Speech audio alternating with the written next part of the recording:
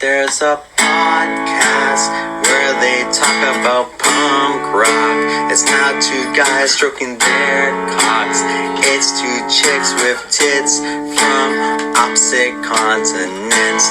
They rarely check out new bands or rarely wear any pants. Shaving lady parts, they're not on the iTunes charts. Mable Syndrome, why am I still listening to Mable Syndrome? Mable Syndrome, why am I still listening to Mable Syndrome?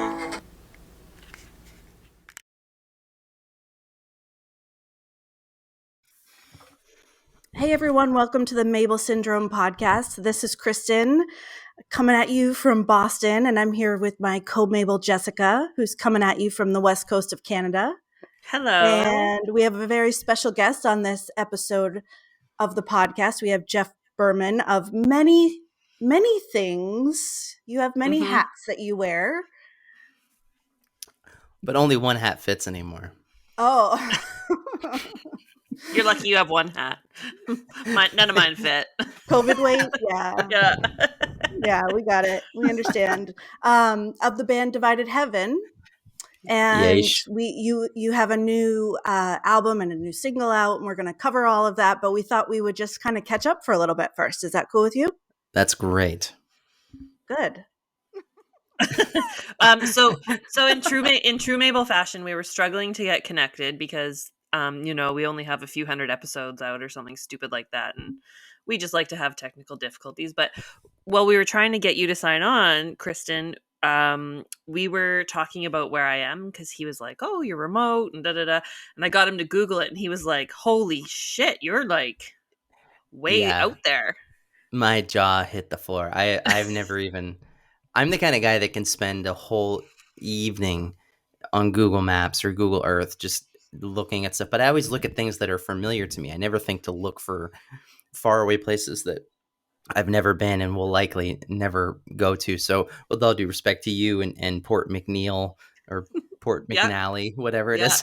Port McNeil, you got it. I may not ever make it there, but I was thoroughly impressed that you are that fucking close. And Kristen, what I said was that, if the earth were flat, I'm not saying it is because it's clearly not, but if it were flat, I feel like where she lives would probably be close to where you would go to, fall off the end. It just seems like it's that far over there. It's literally the best way to explain it. So, like if you fall off the earth, you've gone too far. If you fall off the earth, you've gone too far. Often fall off the edge over there.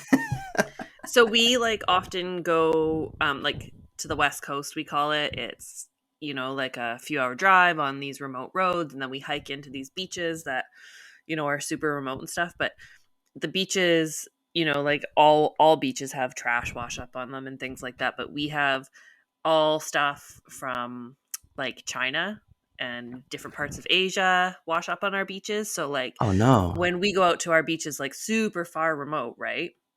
And they're it's cool, it's garbage, yes, but it's also we find all kinds of stuff that are super cool bottles and treasures from other countries and stuff on our beaches, because that's literally when you're out on the West Coast and the beaches, that's what's out there. And so it was super interesting. A month or two ago, this large, huge container ship had some of their containers wash off. Mm-hmm. And the containers washed up on shore on different parts of the coastline. And our beaches got full of random, super weird things, like refrigerators. People were finding refrigerators. What? And my parents went out for a hike one day, and my dad found these two blow up, a blow up unicorn and a blow up dinosaur in their packages. That is you hold onto the horns and you bounce on them like a toddler toy. Yeah, he brought them home, washed them, and gave them to my kids. Which I think is illegal. It's called there's some sort of beach scavenging law or something, but whatever. They're what are you supposed to do? Turn it into the authorities? Well, there's all maybe kinds they did a better fucking job of keeping it clean in the first place and being kind to follow the law. But so the Coast Guard does all kinds of official cleanup and stuff like that. But who can pass up a super wicked Christmas present like that? My kids love them. So yeah. Trash. Yeah, I'm out there. It's far out there. We're remote, but it's pretty amazing. Kristen's gonna come visit me this coming year. Mm-hmm. I Yeah, am. we were just talking about that. How you make the trip from, I mean, getting to Vancouver is doable. You know, Yeah. that's relatively easy, but getting from Vancouver or Victoria to where you live is a whole other kit and Yeah. caboodle to figure out. Yeah, that's the thing. My daughter just flew to Vancouver from here, and she flew on it's like a 12-seater like warplane that's been refurbished, That sounds literally, so cool. for like Oh, an How hour, far are man. you? How far are you from the airport she flew out of? 45 minutes, Oh, and then it's an okay. hour. So it's an hour flight to Vancouver. But if we were to drive, it would be 8 hours. What was the 18-hour drive you were trying to talk us into doing? Oh, so like from Vancouver, you have to catch a ferry, and then the ferry up to where I live, right? So you have to be at the ferry an hour early, then the ferry's 2 hours, and then there's the drive. But there's all different ways of getting here, but the quickest is to fly on a small refurbished warplane from Vancouver. And round trip, okay, so just put it in, because it's a bit of a monopoly, it costs her round trip ticket for that hour flight there and back was like $600. Oof. Yeah. Ouch. Oof. So anyway, that's enough about my small town Well, we middle like of to nowhere. start the Mable Syndrome podcast with "What are you drinking?" And in true Mable fashion, I think we all have drinks tonight. We do. Yeah, Mhm. Jeff, what are you drinking? I'm drinking Sambuca. Gross. What are you? A 75-year-old Greek man? On the inside, yes. On the inside, very Wow. much so. You're just Yes. drinking straight Sambuca by itself. Yeah, I put the 3 coffee beans in there for good luck and Oh, you are an old Greek good night man. and whatever it is. Yes, very much. So my Not Greek at mom, all, this is but embarrassing, but my mom does flaming Sambuca shots. I don't know what those are. You put I don't the think I've ever had Sambuca in Sambuca your in mouth and anything then light else. your mouth on fire and blow it out. What? You can do that with Yeah, this shit? my mom does that. Yeah. You're basically drinking black licorice fire. Well, I know that. That's why I like it. Ugh. I love that. I like black licorice. You don't like it, Jess? I like that like that like candy? foreign black licorice that's like salty and like so hard you feel like you need a root canal afterwards. Like Yeah. Yeah, Kristen, like you know, the that. kind that washes up on shore at the beach near your house from China. I basically, but Sambuca is like, it's like what you order at the bar when you're like 19 and you're like, I don't know what a shooter is, but I'll have Sambuca. Like, I don't know. It seems like a commitment, like serious. And I commend you, but that was not an answer I was expecting because it looked like you were like really thoroughly enjoying it every time you take a drink. No, I'm very particular about what I drink, and I don't drink a lot. Huh. But I've noticed that the older I get, I mean, I'm 39, whatever, but the older I get, the more into flavor profiles I am. But if it's new or there's like, oh, this is an infused gin with like blah, blah, blah, and no, I want stuff has not changed for generations. That's kind of what I like. So, yeah. So it's an How about y'all? intellectual choice, not necessarily you're not like an impulse shopper when you buy liquor. No, I mean, I swear to you, this was the first bottle of liquor I have purchased in like maybe 4 years. So yeah, very Wow. calculated, very, Me very too. cunning and calculated. Yes. So Kristen, what are are you the coffee beans? What do the coffee beans do? They're good luck? it's what old Greek men do. It's good luck, good something. I don't remember. I mean, when I was waiting tables is where I learned about it because someone ordered it. I brought it to the table and they said, "Oh, no coffee beans," and I was like, "I don't know what that means." But I took it back to the bar and the bartender was like, "Right, it stands for something that I don't remember and 2 other things that I don't remember or care about." But one of them's good night. One of them is good night, apparently. But it does add a nice little, very subtle flavor profile that I enjoy. The last time I drank Sambuca, Colin and I were at a restaurant, and we were sort of away on like a little trip, and there was a hair in one of our dishes, and then there was like our kids' dish took like 45 minutes to come to the table. It was like the last thing served, and the chef felt really bad. Like we didn't really complain, but the chef felt really bad. And he came out, and he was Greek. And he came out and he was like, "Oh, I'm so sorry. I'm so sorry. Let me get you a round of shots." And he brought like 6 shots of Sambuca for him and Colin and I. And, and then he added them to our bill. Yeah.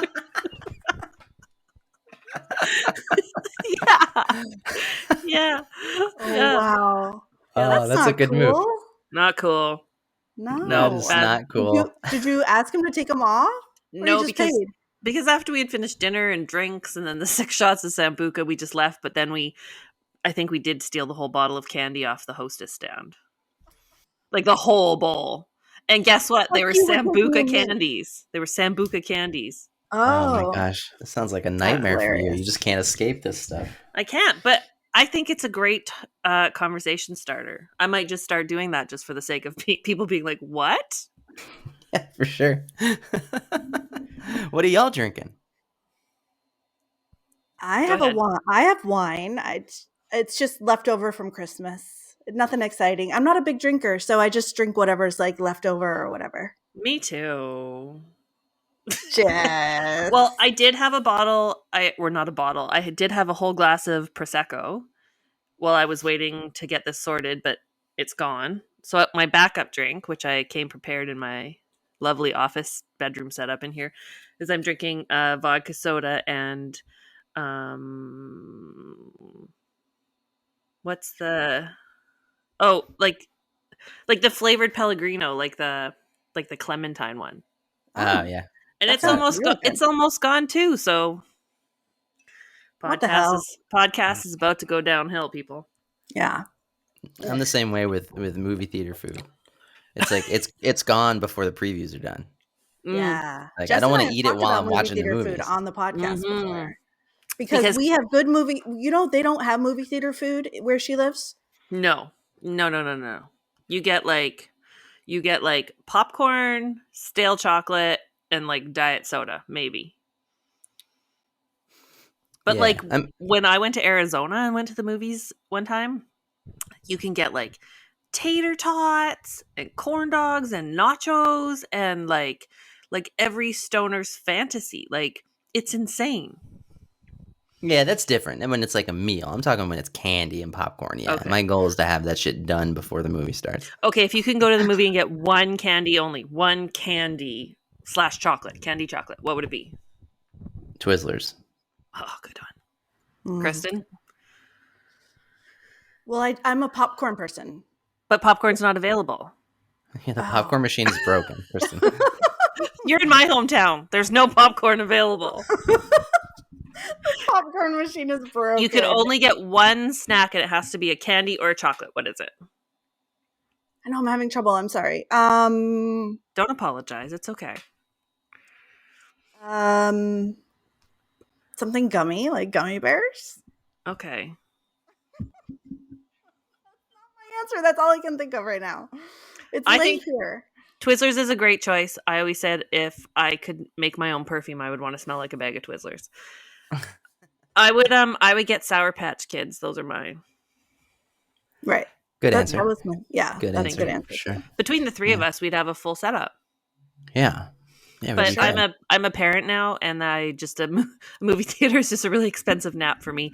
And the closest movie theater for me is 2.5 hours away. So when I had my first one, they opened the movie theater during the day for moms and babies, which was so awesome. Yeah, so you could bring your baby, and it was okay if your baby cried because everyone else there was moms, and like you could nurse in the dark and like just chill out and watch a movie. That's amazing. Isn't that really a great idea? Yeah. Yeah. Jeff, speaking of babies. Yes. You are not a baby, but you have a new baby. I do. Yeah. Can we talk about it? Yeah, sure. Okay. Tell us about the baby. his name is Thaddeus. He's going to be 7 months on Monday. Oh. Fun. Which for my prime spot. My prime spot's like 9 months. Okay. Okay. Mm-hmm. Yeah. So, and by Monday, I mean, so he was born on June 3rd. So January 3rd, he will be 7 months. And he's terrific. He's really sweet, really loving. not entirely fussy. You know, we feel like we really lucked out with a good personality type. You're allowed to brag about that. Don't feel bad. Yeah, If you yeah. have a good baby, you fucking shout that from the rooftops because that's a good thing. Be proud of that. Own it. Yes. So he's great. I mean, the past 7 months have been a whirlwind of emotions, but it's been the best thing I've ever experienced. It has entirely changed my life for the better. And I joke about this with a lot of friends of mine because I seemingly know a lot of people who don't have kids, which is fine, and also don't like kids, which is fine, and also don't like seeing friends of theirs who have kids talk about them or post about them, which I get. So for anybody that's listening that's like, fuck this guy and these ladies, I don't give a shit about kids, whatever. I just want to say that I have the best dog as well. We adopted a 9-year-old chocolate lab named Maggie, and she is so sweet My and dog's name's so Maggie caring. Oh, too. really? Do you call her Magpie? Because we call her Yes. Magpie. You And do? Maggie May, Magpie, Mags. Oh my goodness, that's so funny. Yeah, we call Mhm. her Maggie, Magpie, the pie. Sometimes 3.4, 3.14 repeating. You know, we get a little interesting. Yeah. We A celebrate little Pi nerdy. Day. We celebrate Pi Day. Aw. But yeah, so and for anybody that out there that of your listeners that don't like babies and they don't give a shit about people talking about their dogs, I will say that Maggie, our dog, is very cat-like. So You just really want to cover all the bases. yeah, I'm not, ostracizing any of the demographics here in the Right. punk rock Mable Syndrome world. But yes, no, thank you for asking. Thaddeus, our son, is happy and healthy, and oh god, we had a little bit of like a nonstop fever over the holidays. So now that we're past Uh-huh. that, we're just kind of reminded Great he how is. much of a blessing it Yeah. really is to just like have a healthy baby that's wants to be with you and wants to snuggle, and it's the fucking best. I didn't know I could love this much or be this happy. Yeah. So it's really We get it. incredible. We get it. Do you Yeah, call him y'all get it. Y'all do you get it. call him so Thaddeus, that's like super cool name. Does he have like a shortened name, a nickname? Is there something what do you call him like, or is it always his full name? I always call him by his full name because I really like that name and I don't like the nicknames associated with Thaddeus as Yeah. much. That might evolve, but Thad or Thaddy or Tad, not really feeling it. Titus is one that I do kind of like, Hmm. but it is not common. But my wife's best friend, her baby just turned 1, so she's sending us hand me downs, which is great. And so she sewed Thaddeus into one of the onesies, and then she sewed Mr. T into another one. So we've been Oh, calling him Mr. T, which is extra Cute. clutch. that's a Yeah, score of a nickname. I like that one. Yeah. Well, yeah, yeah. congratulations. It like Kristen has 2, I have 2. Mine are 10 years apart. I have a baby and an 11-year-old, but Oh, like cool. I always say to people, like new parents specifically, like it's always going to be really hard, but it's always going to be new levels of totally fucking amazing. Yeah, Like every age and phase, you're like, this is the best, this is the best. And you're like, this is the hardest, this is the hardest. But no matter what, it's always going to be a little difficult, but it's always going to be new levels of awesome. And yeah, that's just what it is. That's just what it is. So, yeah. Thank you for that. That's encouraging. My wife is very. Anybody who knows my wife, Kate, knows that she's very gregarious and very just kind of openly emotional, and and that compliments me well because I'm typically not. But like the longer I'm with her, the more I kind of am like that. But my point is that with having a baby, like it's opened us both up more than before. Me especially, where like I'll just be doing nothing and then I'll be crying because my baby will do something that's just to me is so moving or touching. And I feel like before I would like shy away from those kind of tender life moments. Like I didn't aw. dislike them, but that level of like emotional intimacy kind of made me uncomfortable. But now that it's like my child, you know, Mm-hmm. I understand it on such a deeper, I don't know, like existential level that I can't not, you know, and like he very early on we started playing music for him, and we kind of skipped all of like the baby music stuff and just kind of went right into stuff that we liked. Mm-hmm. And the Beatles are kind of, there's something from their catalog that works in every moment of your life, which is why I love that band. But I find myself, if I sing Beatles songs to him, every once in a while I'll come across a line that'll like hit me in a way that I never thought about it before, and I have to stop singing it because I'm bawling and like, oh my god. Oh. Like I was singing when he was a few days old, I started singing Blackbird. I was like, I've never sang this song in my life. And I got to the line, "You were only waiting for this moment to arrive," and I was like, "Oh my god, I'm a dad now." Yeah. Isn't that beautiful? So, but yes, thank you very much. Thaddeus is great, and we're really happy. That's awesome. Congratulations. Yeah. We like talking about babies. If people don't like listening about babies, go away. We like the babies. No, we can talk about babies. We if can you always want. We talk can about talk babies. about babies. Yeah. Yeah. We have a long list. We talk about farting up the front and we talk about babies. You just have to roll with us on Mable Syndrome. That's right. You got to go I'm with a it. fan You of the just- podcast. I'm used to it. You guys have had so many wonderful guests and so many great interviews. So You've thanks. been really supportive for a really long time. We appreciate it for sure. It's been awesome. And we were saying, Kristen, before you signed on too, like me and him haven't met before, right? This is our first time. So, but it's weird because again, you've been following and commenting and supporting for a really long time. So it doesn't feel like a total stranger, Yeah, but that's also, I mean, just that's like punk rock. I mean, to me, that's like what makes it different and special. And how do I say this diplomatically? Like just better than any other scene. You know what I mean? It's like the network that is created and the web that is woven from what we're a part of is truly special. And what's interesting about Maple Syndrome is that y'all do this. I know there are women and people of all genders involved with Maple Syndrome that actually do play in bands. So I don't want to generalize too much, but primarily your focus isn't, you're doing this, but like you're primarily in a band. Like I'm in a band, but I also do a podcast.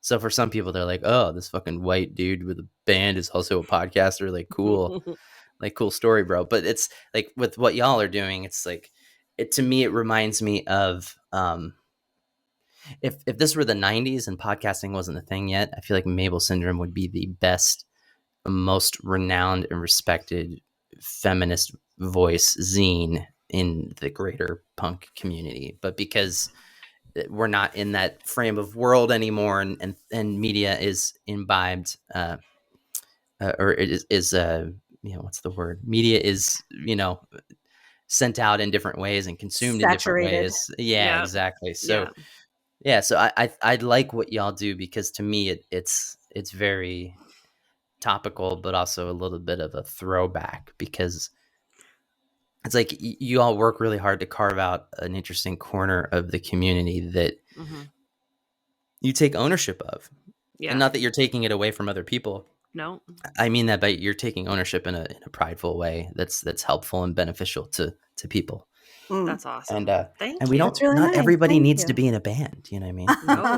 No. Not everybody. Not everybody needs to be a white dude with an acoustic guitar, singing songs. So I definitely would not have a place in a band. I will tell you that. I joined band in grade 6, and my band teacher told me that my arms weren't long enough to play the trombone, and I tapped out there and I never went back. Like, who says that to a kid? I think we've covered that before on the podcast, but that's a huge compliment. That's a huge compliment. Yeah, of course. Like, I always think for, when we do, and obviously we've slowed down over the last little while in terms of what we release and things, but I wish there was somebody like Mable Syndrome when I was a young 13-year-old punk rock girl. You know what I mean? Yeah. Because there wasn't. It was all dudes. And that's great. There was a lot of dudes that I found that I love to this day, that I look up to, that are some of my best friends. But I didn't really know of another girl, I had one or two friends, and I found Kim Shattuck from the Muffs that I was like, what? Or Gwen Stefani, girls do this, so that's kind of how I always look at it, is I wish there had been someone like Mable Syndrome a little bit, or the women that belong. I'm not just saying Kristen or I, but the women that we know that are part of this culture, this group that we have, that I was like, where were these people when I was 12, 13, 14, 15? So yeah, I would echo that statement as well, because when I was a young person getting and really ingratiating myself into this subculture, there were certain groups that came around that kind of like touched upon it. But Mm-hmm. if there wasn't, suffice to say, in the 90s at least, if there wasn't a contingent of strong-willed independent women who wanted to have this sort of collective presence in the local scene, then like it typically wasn't going to exist. Like I remember having a conversation, this is really random, with Thomas from Strike Anywhere at a Bouncing Soul show like 10 years ago or 8 years ago, where because he and I we're not we're barely acquaintances. Like every few years we run into each other, and I'm like, "Hey, do you remember me from?" And he Right. probably just says yes, even though he doesn't. But he's just being nice. But it was right after Laura Jane Grace announced that they were transgender and Tommy Gable was no more, and it was this whole thing, and it was like this whole collective and community was kind of rallying behind Laura, obviously, but also like 8 years ago, it was like the people were learning about pronouns and it was Yeah. like very new then. It's still new now, but it was very new then. And I remember saying to him, I was like, when we were younger and anti-racist action would come to all the shows and set up these t-shirts with like Hitler's head being blown off. And it was like, everything was about like it was staunch anti-racism, almost to the Mm-hmm. point of shock value. But like, they didn't really, I wish they would have touched upon more of like the humanitarian thing in terms of um, like feminist rights or gay rights or Yeah. transgender rights. Like I didn't know what any of that really was on a deeper level when I was a kid getting into this subculture. Yeah. I because I liked the bands that were tolerant, I was then tolerant, Mhm. thankfully, and not falling into the Yeah. traps of like these shitty macho bands that are shitheads. Um, but yeah, he and I kind of talked about that, and I think that Mable Syndrome fits a very specific but useful and necessary niche in that manner, because what you can provide for a community of people, regardless of where they are on the map, is really invaluable and helpful. And like, if we're not helping each other, then like, what the fuck are we doing this for? Like, I'm sorry, like, I don't care what band you listen to, like, your songs are not that good, bro. Like, they're just not that. You're not that good of a musician. Like, if you're not doing something to help people Yeah. with your art and what you're doing, then like you're kind of wasting your time. And so I think without the yang of what you do to the yin of what assholes like I do, then like it's totally off balance. And you can still kind of see that sometimes when um it's I think it's a lot better now because there's uh more uh, there's just there's more popular bands like that are fronted by women or people of color or people who are trans, and it's so much more diverse and so much better. Like, Yeah. Mhm. I It don't know. really To is. me, Yeah. this scene is so much less of a sausage party than it was even 2 years ago or 3 years ago. Totally. Like You know? when Kristen and I first started, like, do you remember me and you, like, when we first got this going, we're like, okay, let's name like some girl bands we like. Let's name some female musicians that we like. And to be honest, I'll speak for myself, not Kristen, but it wasn't a huge list at that time. Yeah.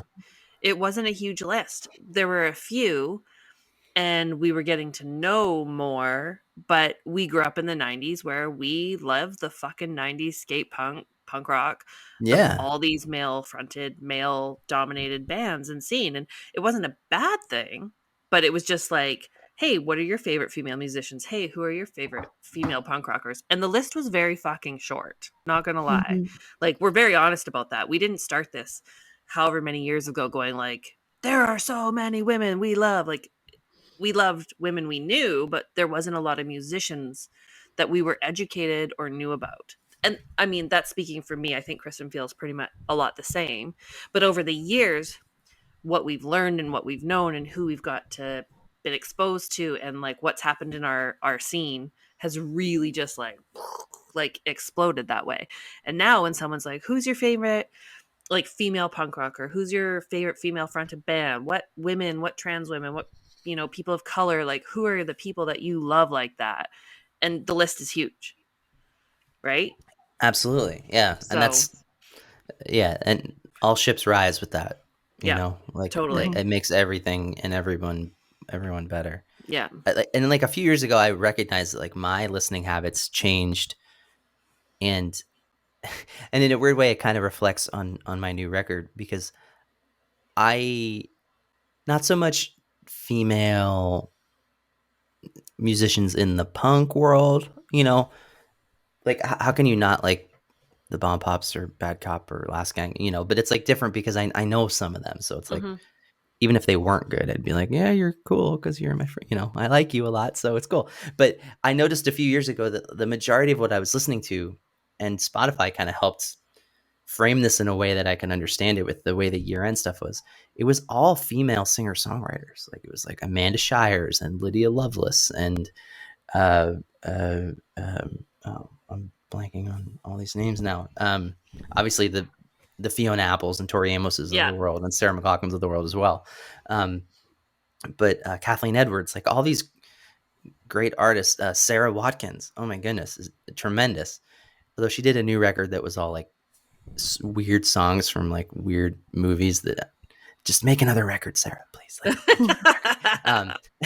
but it's something, I don't know. I feel like if I'm glad that I was open to kind of the world and the community changing, because if I wasn't, I'd still be like just kind of stuck in a perpetual Pennywise motion, which like I love that band, but like I'm glad that I was able to ride the momentum of and the sea change a little bit to ingratiate myself to a wider array of music, and therefore a wider array of artists as well. Yeah.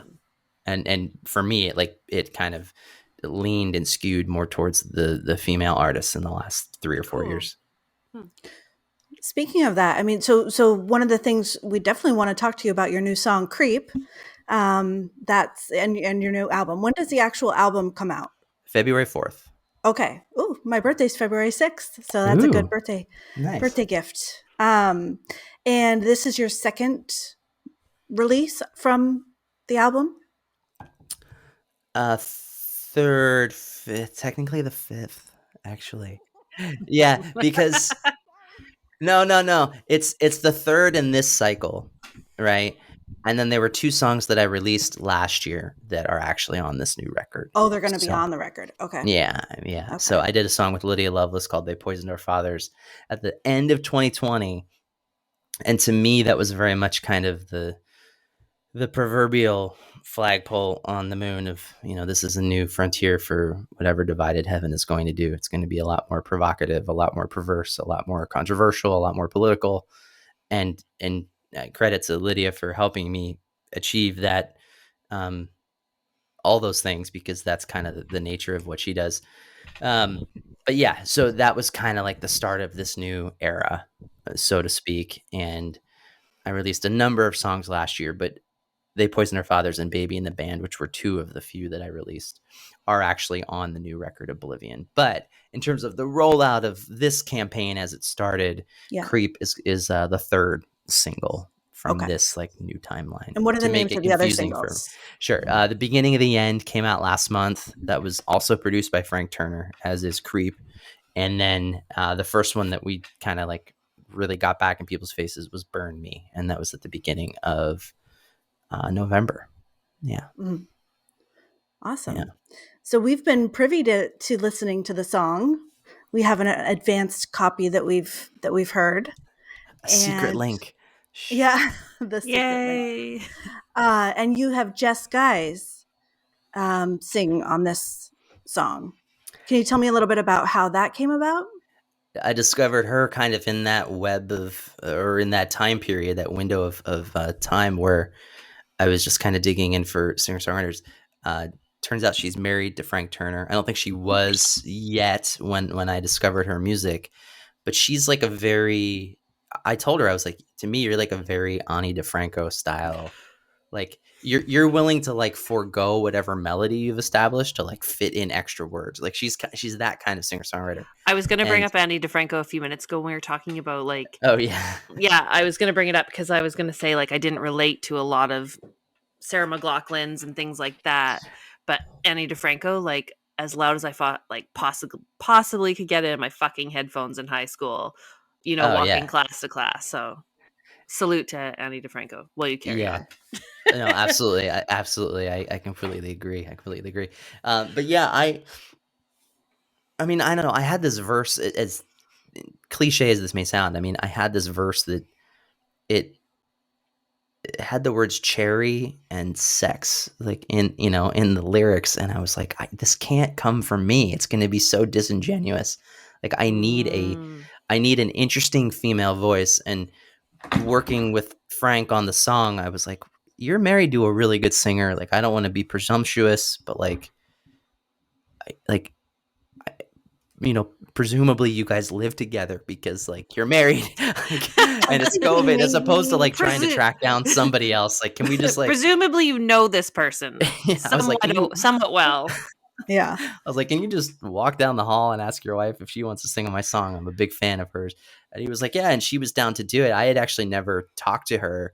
She's going to be a guest on my podcast next week, but we did the interview last week, and I was like, it's weird to ask somebody that you've never met, and you're not even asking them directly, but I'm like, this is what you're known for, this kind of like quiet, dainty, like polite and particular vocal style, but like push it into the red, just like fucking pull the pin on that grenade, Jess, and just fucking go for it.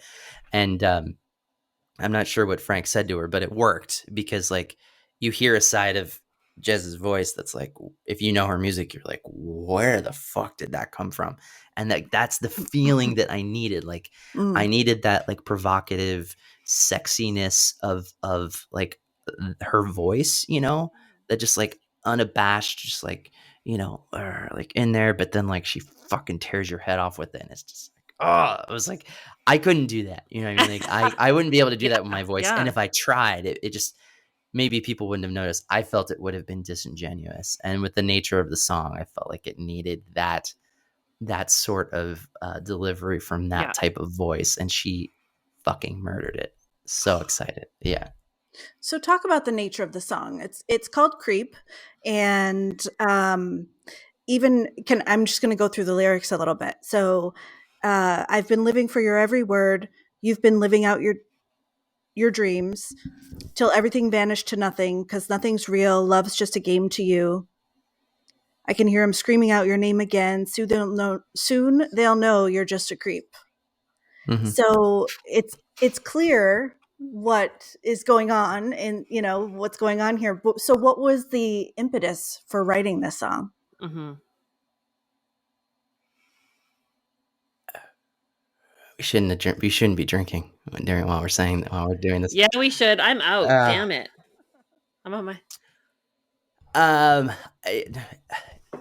It's about a few specific people that I will not name. I cannot name. I'm not interested in getting into litigation, and I don't want to implicate your wonderful podcast, so I'm not going to go down that road. But I will say, part of the song was written about me looking up to this particular artist and being like, I'm singing along to your every words, but like, I know you're a creep, and like eventually everybody's going to know you're a fucking creep. It's just a matter of time, And then with Jess's verse, which is the second verse, it was kind of more along the lines of like,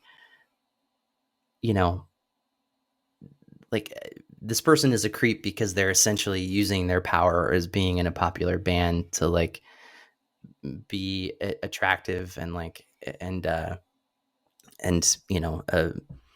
shitty and creepy to like younger women, and that's something that like I've had bandmates in the past who like were like into younger girls, and I was like, this is just weird. Like nothing ever illegal, but I'm just like, because I would have fucking bounced, obviously. But like it's something that I like noticed, but I was like, when I was young, I was like, I don't like, no, I'm the young guy in the band, like what to don't say. Want to step like, on any toes, don't want to speak up, like, don't know what to say. I like look back at my younger self and was like, you're fucking like an idiot, because like you were trying to like protect like someone's ego who's just a creep, or some fucking band dude who's not actually that talented. He's just a fucking creep. And then with the song, it was important that I kind of established myself as like the fan, or like maybe the colleague, but not really, but just like the fan of this artist. And it's like, God, like I can't be as into your music now because like I know you're a shitty person. You're a It, creep. it's And really interesting to hear like a male and a male musician's perspective on this as well, because like this isn't like news to me. It's not news to Kristen. It's not news to most women that I know in the scene, because we've seen it, we've experienced it, we've dealt with it, we've witnessed it. Kristen and I doing Mable Syndrome, we have encountered interviews and other musicians where you walk out and you're like, wow, that fucking ruined everything for me. Mhm. Right? It's a really Yeah. interesting thing. But like for me, speaking to you, you being a male and you being a musician and hearing your perspective on it. And there are other musicians and other males that I know that are like, what the fuck? Like this shit's Right. not cool. But like actually having an open conversation about it and feeling strong enough to write a song about it is pretty deep. Like And it's a getting rid of lot. the yeah, and getting rid of the records. I mean, like I was asked in another interview, like what Getting Creep rid of is the about, records. and I was like, it's about people that are in your record collect. It's in all of our record collections. Fuck. Like I guarantee, like the people that I'm referring to are probably in all of our record collections, We and see. Ugh. that's just it's just like part of the like I don't what I don't really want. Well, I don't give a fuck, but like I don't I don't want people to think that like I'm waving a flag for cancel culture. Like that's not what it's No. about. It's just like a behavioral thing. It's like Mm-hmm. dudes and I don't want to generalize. Like, certain people know they can get away with this behavior, so Mm-hmm. they do that. So like they get off on getting away with it because they know they have the power of the mob mentality of their Yeah. fans, or the number of Spotify plays or Instagram Yeah. followers who are going to stick up for it, like whatever it is. And now I'm just kind of like coming around to it. Like I don't know why it took me this long to realize like I don't give a fuck. Like I don't care. Like I don't care if you're the fucking president. I don't care if you're the president of a record label. I don't care if we've toured together. Like, Yeah. you're a fucking creep. You're a fucking scumbag. I don't want anything to do with you or your stupid fucking records anymore. Or any other people that are just gonna like kind of turn their blind eye to that behavior for the purpose of riding your coattails. Like, fuck them too. But let me You ask you know? this, Jeff. Are you talking about creepy behaviors that you've seen because you've played with these bands, or things you've heard about? Because one of the things we've talked about on the podcast I was gonna. is cancel culture, right? Mm-hmm. And what to believe, what not to believe. I wasn't there. I've heard his side, I've heard his side or her side, I've heard, and I'm Mm-hmm. going to go with this or I'm going to go with that, and where our line is. Like at some point, I just dislike the band. At another point, I get rid of their records. At another point, I stop going to their shows. You know what I mean? Like we all kind of have our line to draw. Sure. So Yeah. where do you draw your line? Is it personal experience that really makes you draw the line? I'll say it's a little column A, a little column B. Okay. And I don't mean to say that as a cop-out answer, because again, I'm not trying to cancel anybody. If I was trying to cancel anybody, I would name names in this interview and I would name names This in is the just a song. personal choice for you. Personal choice for you. This is about a broad spectrum of bad behavior that happens. Yes. And so my line in the sand is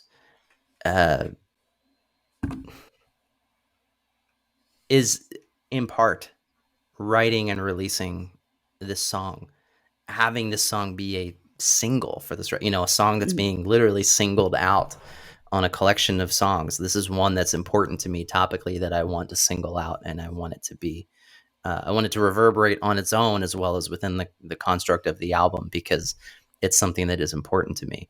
Yeah. If what I'm singing about can change the archetype of that behavior and the acceptance of that behavior, then that's the goal, right? Yeah. But in the interim,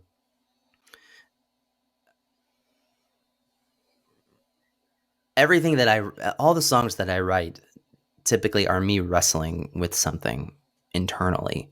And there are a few exceptions, but most of the time it's like I'm working through something, and the song is a encapsulation, a time capsule, if you will, of part of that wrestling match that happens between either the person or the topic and what I believe and what I feel. So that's what I captured with with this. In terms of like, again, I don't want to get specific about it, but like, yeah, there have been things that have happened to people that I know that I thought were bullshit, and I Mhm. thought that they were wrongly accused, and there were things that I saw that I thought were different, and I voiced my opinions in private, and I don't make those things public. And then there have been instances where it's just been hearsay, and everybody's jumping on a bandwagon because that's what's happening, and I'm not jumping on that bandwagon either. This is an individually stated song written by an individual, um, with cool personnel that I got to work with and have sing and play on this record is Right. it's a song as well. That's just kind of the sprinkles on top of it, but like, or the salt rather. But the stake of it is like, this is Jeff Berman's viewpoint of like this disgusting behavior and these type of creepy dudes. Yeah. That I'm officially divorcing myself from that. And I feel like cancel culture is like often coming from a point where it's as like everybody's coming from a point where like they were always divorced from that sort of behavior, when like when you're just surrounded by this many people in a music community. It's different if you go to like 4 concerts a year and your favorite artist is Bruce Springsteen and you're not ingratiated into a subculture community. But when you're in a Right. subculture community, like we all have been for decades, it's like we encounter so many amazing people, but we also encountered a lot of shitty people too. And as opposed to just like trying to hang them out to dry or getting them canceled on social media, like that fucking means anything anymore. Yeah. It's like, why don't we address the root of the issue and the behavior itself? Yeah. And so like, I kind of wrote a version of this song and I was like, I am going to get killed for this. And but it would have taken away from everything. Like, Right. my ambition is not to get anybody canceled or to Mm-hmm. find vindication for anything or whatever. It's like, it's more about addressing that behavior and being like Mhm. in a position where I can divorce myself from that I like behavior, from that. people that are in my general Yeah. sphere, because like the connectivity of punk is like the best, one of my favorite things about it, right? It's all Whether I you, have now. yeah, it's like what, I'm so far removed from any live music, from any music. That's all I have in the punk rock scene right now. It's yeah, it's it's deep. amazing, It's right? heavy. Yeah. Yeah. Yeah. I So really like the term I am officially divorcing myself. Like that that's a pretty good Mhm. little term. I like that. yeah, so Kristen, to answer your question specifically, for me, that was like getting rid of this artist records and getting Yeah. rid of associations with this. It's not like I'm gonna go up to this person and punch them in the face if I see them at punk rock. Right. Like, no, I'm not. I'm not But I gonna think become a violent person or anything. It's just it's my way of detaching and divorcing myself from From it. the I person think and the type of behavior that Hmm. is. what's tough about this is that these conversations need to happen Mhm. because it's such a gray area. It's such a gray area about what somebody feels is acceptable behavior or not acceptable behavior, and then what they want to do about it. We've talked a lot about bad behavior on the podcast, never naming anybody again because it would just take away from the point that we're trying to make. And we're not saying somebody did anything illegal necessarily. If somebody crossed me in a crosswalk and called me a groupie or something, a band, that's probably also um, all in our Record collections, repertoire. yeah. Yeah, yeah, um you know it was just a creepy thing to do and it made me uncomfortable, but it wasn't illegal and it wasn't an assault or anything like that. So there's huge gray areas, but these conversations need to happen, and these people, and I didn't call the person out at the time because a lot of times when it's like a little verbal attack. You're kind of like taken aback for a second and then I just kept walking, right? But sure, in the yeah. moment I should have been like, that was really shitty, Yeah. or whatever. um but we've kind of outed these behaviors on the podcast before in a similar way without naming names, because that Mhm. takes away from the point that we're trying to make, which is, let's discuss this behavior. And and the other thing that happens to us with Mable syndrome is that people will write us and say, this accusation came out about this person. What's your stand? What are you Mhm. guys going to do about it? And our stand is that everybody has their own stand.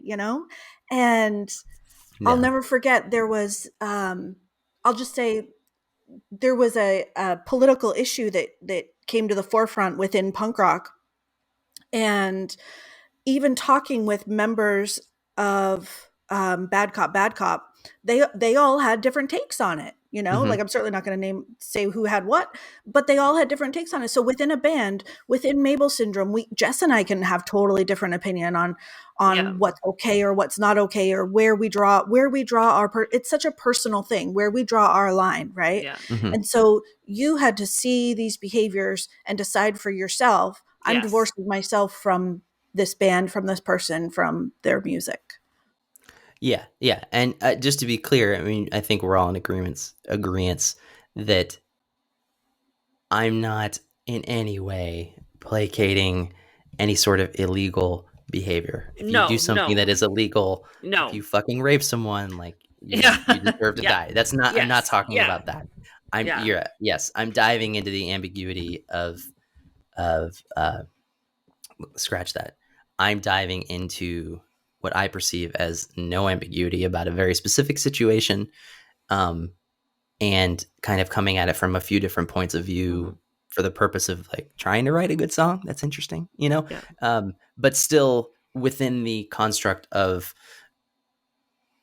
not trying to get this person canceled. I don't even Yeah. care if they ever know, but to help myself better understand how I feel about this, you know, and you know, like something I we can talk a little bit about in detail, but I don't want to get anybody in trouble as well. But like, I know that it's come up within your podcast. I know that Kendra Sheets, who someone I greatly respect, had a podcast where, you know, they weren't naming names or doing anything that was illegal technically, but like could be viewed as potentially slanderous or whatever. And like, I The wanted Enough to avoid, podcast. I wanted to avoid that sort of like hot take about it, like Yeah. to, you know, but like it was important that, like, look, on one hand, like as an artist, like it's important to me that I put forward any piece of art or any song that's like worth a damn. Like it needs to be, forget that Frank Turner produced it. Like if it's a bad song, it's a bad song, you know, and that doesn't do anybody any good. So it like for me, it was like, I need to make this song good and I can do what I have to do lyrically and musically. But for the point of like singling it out as a single to release from the record and doing press about it, like I'm doing with you and like I'm doing in Ireland, or with an Irish thing next week. I wish I was going to Ireland next week, but in an Irish publication next week, it was, it's more about less about shining light on the incident that I'm referring to and more about shedding light on the behavior and letting people know that just because you're in a popular band doesn't mean you can get away with being this type of fucking creep, 100%. you know? 100%. Like the song isn't called rapist. The song isn't called Yeah. murderer. It's called creep because Yeah. this dude is a fucking creep, Yeah. you know? And you can't sue me for calling you a creep. I can't be put in jail. And this Yeah. person can't be put in jail for being a creep. But that Yeah. doesn't change the fact that they unequivocally, in my opinion, are a Are a fucking creep. Yeah. So Well, it's a conversation starter. It brings it to the front. It like, you know, like this is a conversation that, you know, a bunch of people will hear and they'll be like, "Holy shit, someone else feels that way," or "Oh my gosh, like these people understand this concept," or you know, like just this like conversation between the three of us, somebody might hear it and be like, "Holy fuck, like that happened, something happened to me and that wasn't okay." And other people know that's not okay. You know what I mean? Like yeah. it's a conversation starter as well. And I think that's really just one of the most important things. And Yeah. I'm Something else along that line, I just want to say, and one of the reasons why I'm so grateful to be on your podcast talking to y'all about it. Again, somebody I'm not going to mention, but a friend of mine who lives in a town that we very much enjoyed playing.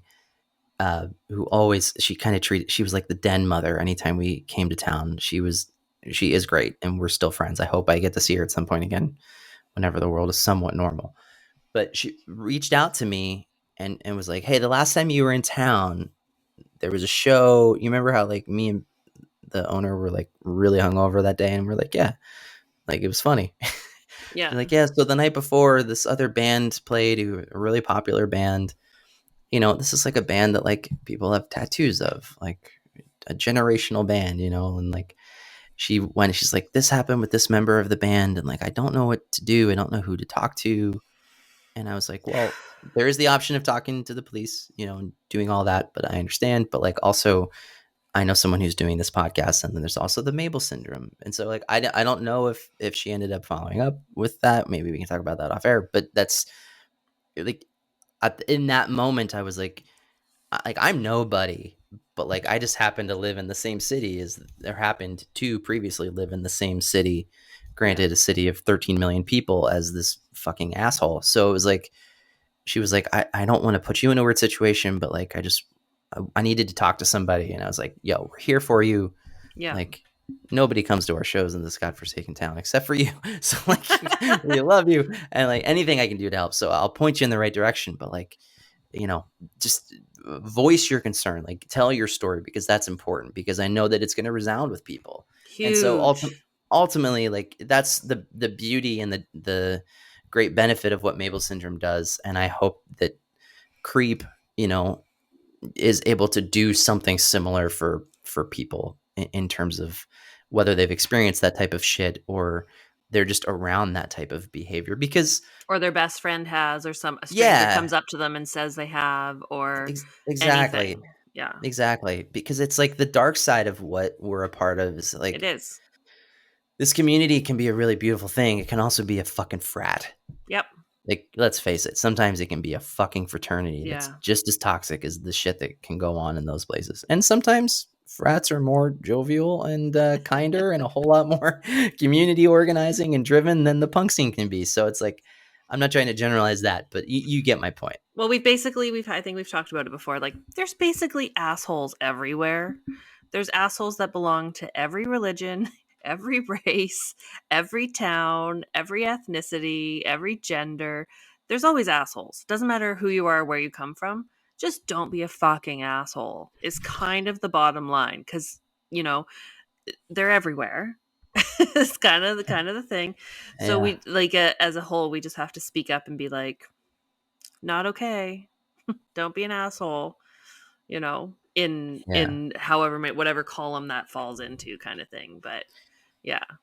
Well, speaking of Frank, he partners a lot with Safe Gigs for Women. So he has them out to his shows. And then he had Mable Syndrome doing tables at his shows in the United States when he was touring, I don't know, a few years. Couple years ago now. Yeah. 3 years ago. Yeah, I was going to say, it's probably, I don't think y'all were at any of the recent shows he did. Pre-COVID, and even before that, it was like 4 years ago or something. But yeah, he had Mable tables set up at his shows across the U.S. And again, he partners with Safe Gigs for Women. And so people that, so Frank has always been a very strong advocate for women and safety at his shows. Actually, I was just at a Frank Turner show a couple weeks ago, and he stopped the show 3 times for somebody that was having some sort of physical ailment in the crowd. He cares about people so much, and he cares about women being particularly safe at shows. So I'm curious, what did he have to say about this song? Our conversation about the song was rather topical and more along, I don't want to say it was strictly production based, but it was, the majority of it was production based. Yeah. Because that was a new bag for him, from what I could tell. I mean, he mentioned it on a podcast. I think it was the Hard Times podcast.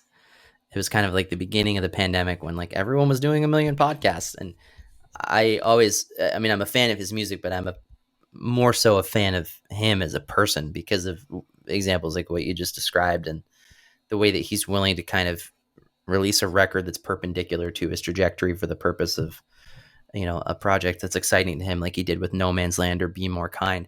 But yeah, he and I didn't really dive too deep into the topic of it because, like he said on that podcast interview, I'm new to production, so I'm kind of figuring things out. And it was that I saw that as my in. I was like, hey man, I have this weird song. It's kind of controversial, but like, I'm also not precious about it. Like, yeah, are you down to produce it and try to make something of it? And he was like, hell yeah, this is great. But I did talk to Jess about it afterwards.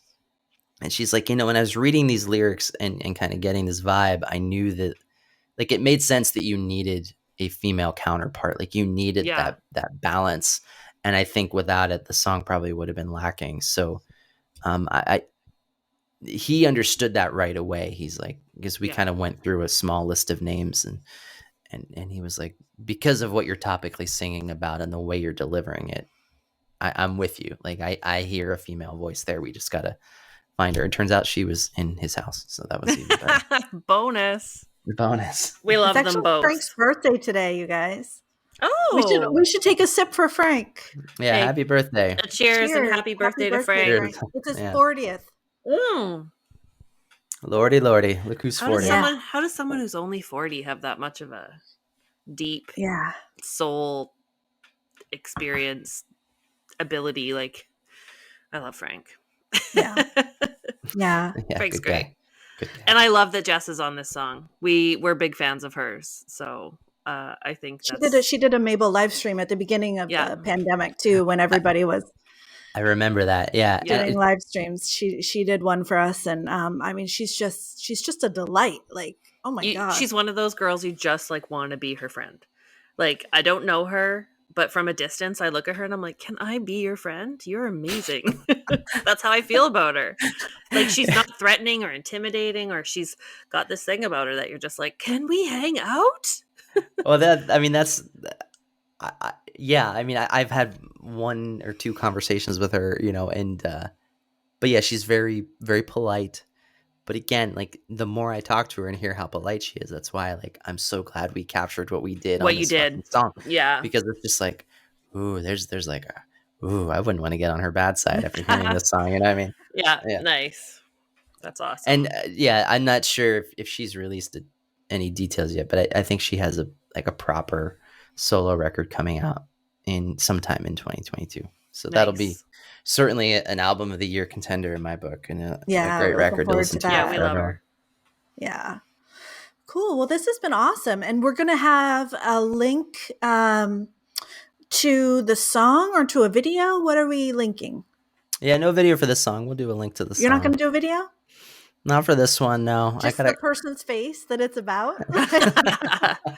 If somebody throwing darts at it the whole entire time. All these women just throwing darts. You should just send a picture of this person's face to all the women you know, and then they can all like wreck the picture in whatever fashion they deserve, and then it could just be a whole montage of face wrecking on the video. Fair enough. Too far? Did I take it too far? No. There is a music video in the chamber for a different song. That kind of does that, but the face that gets destroyed is my own. Oh, no. But it's more of it's not because I'm a creep. It's more of a symbolic, shedding of your old skin sort of thing. Oh, I like. But we'll have to cover that when the video comes out in the spring. But yeah. So no video for this one, but we will have a link to the song on Bandcamp. We can do whatever you want. We can do Bandcamp. Well, this is for you, so whatever you want, we will post. We get to put it on our website too. Yeah, we'll post it all. How about we just post all of it? We'll just do all the things, whatever you want. We will send people there no matter what. All the things. Oh, here, let's maybe end on this, because I think this is a conversation that everybody debates. So, I stream music on Spotify and I listen to music on a turntable. But a lot of people like Bandcamp. A lot of people like SoundCloud. A lot of people like listening on YouTube. I think all that is trash. Am I alone? Where do y'all land on how do you imbibe music? I'm curious. Okay, so no judgment. No judgment. I'm genuinely we talked about this. We talked about this a little while ago in we have our private Mable group with our head Mables that all contribute and that we work with really closely and trust. And everybody shares their Spotify top of the year, that whole recap thing that comes out. And there was a lot of heavy debate on the internet about it, fuck you guys, how dare you, Spotify doesn't pay artists, blah blah blah blah blah. But what people don't take into account is that We It's all all buy about. albums, we buy digital, we buy flexies, we buy special releases, we buy merch, we buy tickets to shows. Like, so in terms of how you support the band is your own choice. I stream Spotify 24/7. I listen to all my podcasts on there. I play fucking The Wiggles for my kid on Spotify because I'm not Mhm. going to buy their fucking album. I'm sorry. Uh, they don't need my money. I only listen to Hot Potato. Like, I don't need your whole album. So for me, I feel very strongly about how I love to stream on Spotify, but I will support your band in other ways. Yeah, no, and we don't need to get into the whole, So Spotify being a shitty. that's my Yeah, take. Like, so for me, it's all Spotify or face to face on vinyl, or I buy your album. That's my take on it. fair enough. What about you, Kristen? I consume music in all of those ways. Usually, actually, I buy on Apple. I don't have Apple Music. I actually buy the album from Apple, Okay, download it on Apple. But I tune into YouTube because I'm a lyrics person. Mm, So I love to know the lyrics. And sometimes if I can't quite figure them out, I want to know what they are. So I'll go on YouTube, and a lot of times there's a lyric video, right? sure, yeah. So I consume that way. I consume on Spotify a little bit. But I've I never always, done that. mm, I've never done that. I'm going to do that. Then I won't have to make up my own lyrics in the parts I don't know. exactly. It's a miracle. Isn't that a punk rock So thing? Isn't that what we all do? Like, there's a certain line in all the songs where you're like, whoa, whoa, and then you just like carry on. Or the words are just so wrong. Yeah, yeah, for sure. No, thanks for answering. I'm just kind of curious. Like, I don't know. There's a part of me that I love what Bandcamp does as a company, and the Bandcamp Friday campaign is Mm-hmm. really effective and really great for artists. That's not a platform that I enjoy listening to music on. It's not for me either. Yeah, I don't know Yeah. what it is. It feels really elementary, and it doesn't feel like I'm getting the full experience. It feels like I'm on a GeoCities website listening to music, and I don't like that. Yeah. Apple Music is great, but I think I'm more accustomed to Spotify, so maybe it's just I'm more of a creature of habit with that. We have a family pan on Spotify. It's like Doja Cat, Face to Face, and like Otis Redding. Like, that's what, and the Yeah. Wiggles. Like, that's what comes up on my Spotify. So Yeah. But the YouTube thing, you're right, man. The lyric videos, the fan made lyric videos are so much better than real lyric videos. Mhm. I have, like a montage. yeah. I love that stuff. If someone's gonna go Yeah. through that much Yeah. trouble, Right. yeah. And our because thing with, you're getting like I have a lyric video coming out at the end of January for a new song, but like that's I worked with a couple artists to kind of put forth what I want the lyrics, but at a certain point I feel like I'm taking away from the listener's experience to imagine it. And so when you find a fan that's making their own lyric videos for songs that they love, I feel like it's more in tune with what you're gonna, as a fellow fan, you're gonna want to see and Yeah. hear or see and read as you're kind of going through it than whatever the band is, I remember when we maybe. were asked to be part of the Bad Cop video, and like all that we had to do was like pick 2 lines from the song and lip sync to them. And Mhm. I tell you, I think I'm in that video for like 0.4 seconds, and I probably did 150 fucking takes of that 0.4 seconds. And I was like, at the end of it, I was like, I don't know how they do it. I don't know how musicians do it. I don't know how they do music videos. I don't know how they sing on stage, because I just sat in my living room for an hour and a half and I cannot get that 0.4 seconds perfect. And when they sent us the lyrics, I was like, oh man, what's the easiest? I don't know what to do. Yeah. Yeah, no, I hear you. Maybe it's just conditioning. I don't know. There's no trick to you could get it. Just do it It's a a little bit natural more in an talent, event. and I do not have it. Just take it. Take the compliment. It's amazing. Yeah. Yeah. Well, we love the song and we love what you're doing, and Thank you. all 5 songs that you've released thus far. Hey have man, been we gotta amazing. keep it weird, Chris. We gotta get, we gotta like release Is this songs. release number 1? Like, yeah. That's like the time that Um, I was asked what my favorite NoFX, my recent, like what the best recent NoFX album was. And I named one from like 11 years prior. 11, Jess. It was like 30 years. You're like I still- S&M Airlines is the best for sure. How long it takes for all the 1989. shoes? So Yeah. long How long it- like And thanks for all the shoes. yeah, that was the last NoFX album I actually got into. So I'm not sue me. Yeah. Oh, funny. Thanks for Well, we will starting this have links to conversation. the song. Yeah. Thank you Yeah, both thanks so much. very much for having me. I greatly appreciate the time and the platform. So thank It was you very much. nice to officially meet you. Likewise. Yeah.